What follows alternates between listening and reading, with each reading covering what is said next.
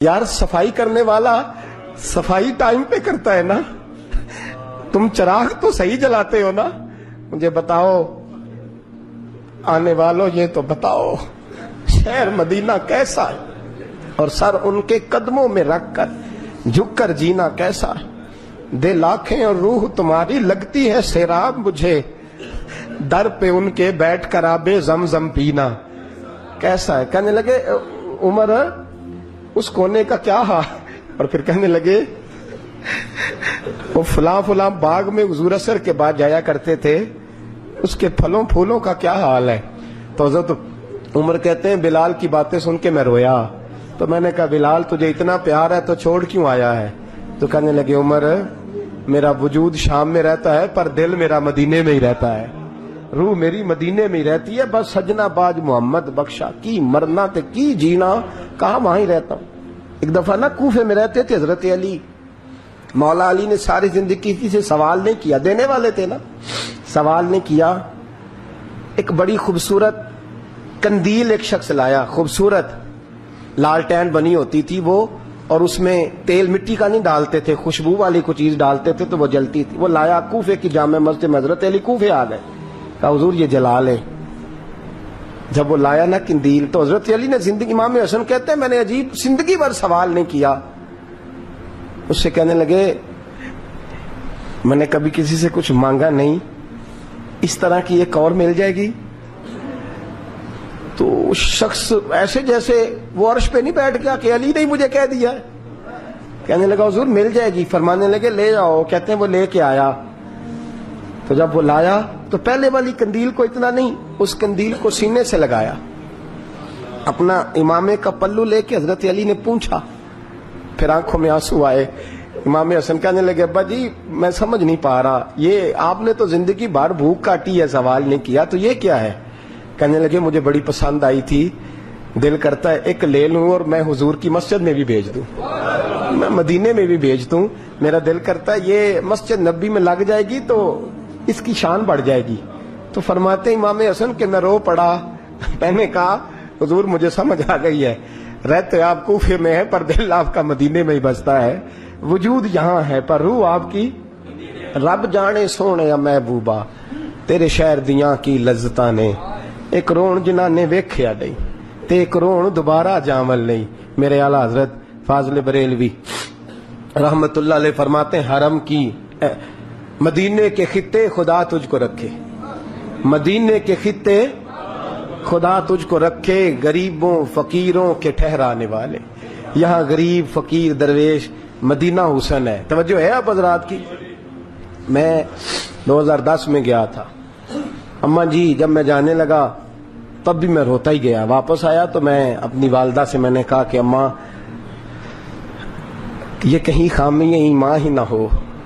میں مدینے سے پلٹ آیا، میں بڑا تڑپا. میں نے کہا اماں جی وہ جانے کی جگہ تو ہے پر دوبارہ آنے کی جگہ نہیں، وہاں سے دوبارہ آنا نہیں چاہیے. وہاں سے سب سے مشکل مرحلہ مدینے سے لوٹنا ہے، آنا نہیں چاہیے. تو میری اماں مجھے کہنے لگی اللہ تجھے بار بار بلائے گا، دعا کرنی چاہیے، رونا نہیں چاہیے. بزرگوں کا درویشوں والا جو انداز تھا.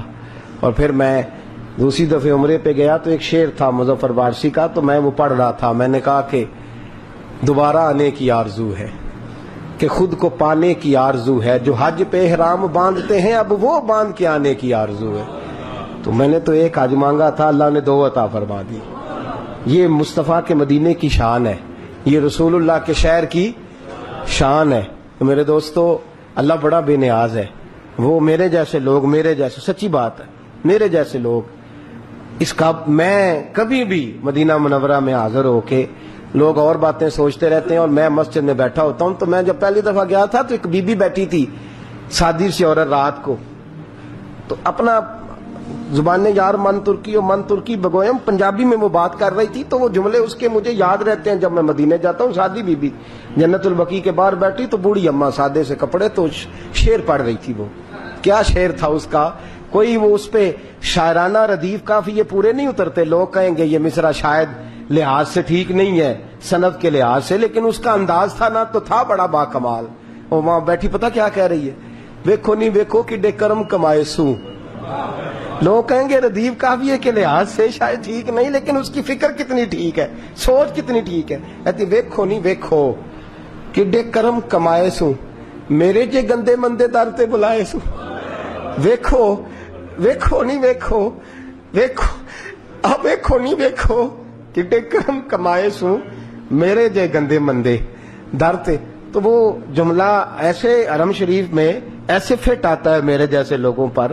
کہتی ویکھو نہیں ویکھو میرے جے گندے مندے بھی در تے ملائے سوں، حرم کی زمین اور قدم رکھ کے چلنا. ارے سر کا موقع ہے ہو جانے والے. انسان بڑا خوش نصیب ہوتا ہے، اور میں اس لحاظ سے بڑا خوش نصیب ہوں کہ میرے دائیں بائیں کچھ ایسے لوگ رہتے ہیں جو مدینے کے لیے روتے ہیں.